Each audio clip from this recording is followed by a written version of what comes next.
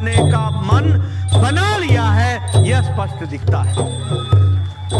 फिर चाहे वो एजीपी का कैंडिडेट हो, हमारे जयंतो भाई यूपीपीएल के कैंडिडेट हो, या हमारे बीजेपी के कैंडिडेट हो, सबको आपने मोदी जी के नेतृत्व में दिल्ली भेजने का मन आपने बना लिया है।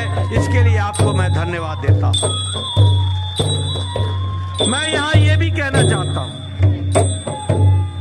कि यही कोकराझार था, यही बोडो आंदोलन था, यहीं पर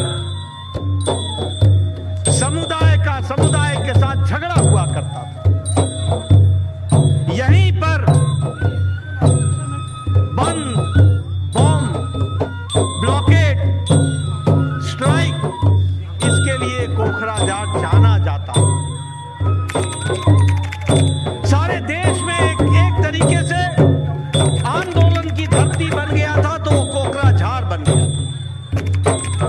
और कांग्रेस मूक दर्शक भी थी और एक तरीके से भाई को भाई से लड़ाने में आपका योगदान भी था।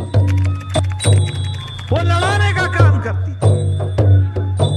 लेकिन जैसा कि प्रमोद भाई ने कहा कि मोदी जी जैसा सक्षम नेतृत्व, निर्णय लेने वाला नेतृत्व,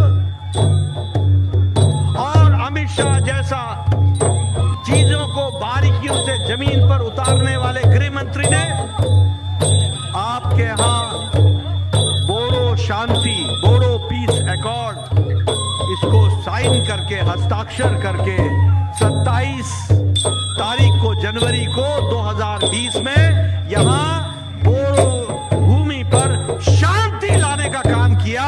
तो मोदी जी के नेतृत्व ने किया, इसको हमको ध्यान में रखना चाहिए।